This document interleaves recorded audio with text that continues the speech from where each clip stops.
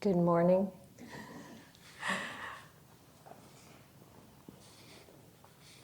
Hope you had a good night.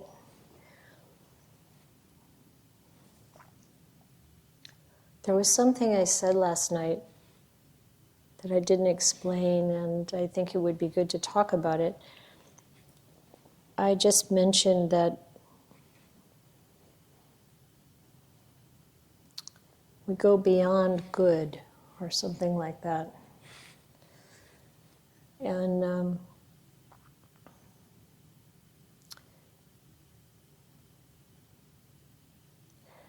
Ajahn Ganha talks about this, at least this is what I had in mind. I'm going to read a little bit from a talk, it's a talk that he was giving.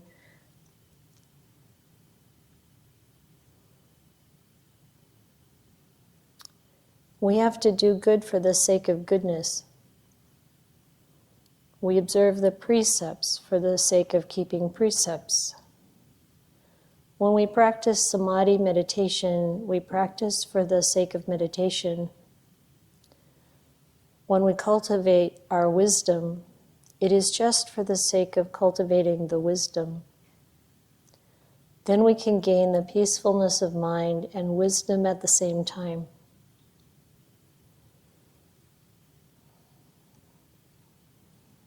So what do you think that means? If you renounce your sense of self, then you can gain a lot of happiness. If you do good but do not attach to the goodness, then you will gain the quality of a genuine human being. If we do good, we do the right thing, but we still attach to whatever the right thing that we do, it's going to be the damage to our own selves.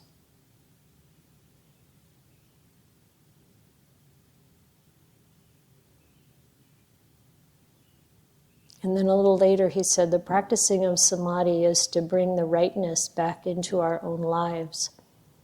We have to reclaim the oxygen into our body, and we have to release the carbon dioxide, the toxins from our body, and we have to let go of the attachment from our mind as well, so then all of us can end the suffering just like this.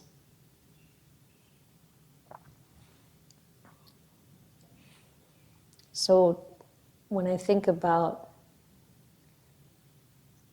for what other reason would we do good than for the sake of goodness?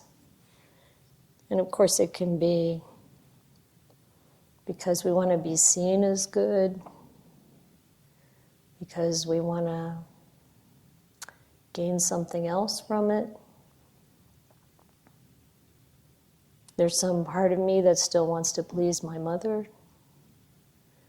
There's attachment in there. There's a sense of self in there. What we're promoting or protecting or becoming.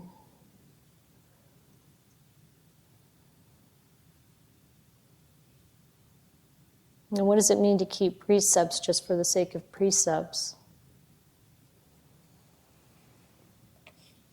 And I think there is, even when we renounce the sense of self, there is the hiri and ottappa, the conscience. If we do something that's off, not in line with morality, moral virtue. In the suttas it says, seeing danger in the slightest fault. Oh, and that can drive a perfectionist crazy. But instead, just to, recognize how karma really works and the impact that we have on others, other living beings, when we don't behave in a conscientious manner. And then the prudence, the ottappa. to have that even though there's not a sense of self in it. And this is really interesting to look at when we reflect on our own actions and our own behavior, our own motives. Because, we're just so conditioned, completely enveloped in this idea of self. When it's so easy for there to be other reasons beside the sake of goodness for doing good. And I don't feel like it's something we should beat ourselves up for or anything like that. It's just we can go beyond that to real peace and freedom. And just by noticing, not by condemning ourselves or being harsh in any way, but it's like, there's a little twinge of maybe someone will notice, or something like that. And then when we experience those times when we really can feel that there isn't anything more to it than doing it for its own sake, developing wisdom for the sake of developing wisdom, rather than trying to become something. And when we experience that freedom of the burden of the sense of self, it's good to reflect on that, remember that feeling, remember that selflessness. It's kind of interesting. Selflessness usually to me means something a little different than the renouncing of the sense of self. It's kind of like being selfless in some instance with the sense of self still there. This is going another leap beyond that.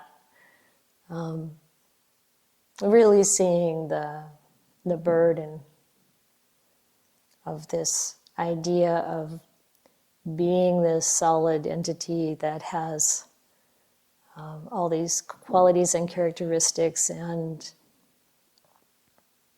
ownership of many things.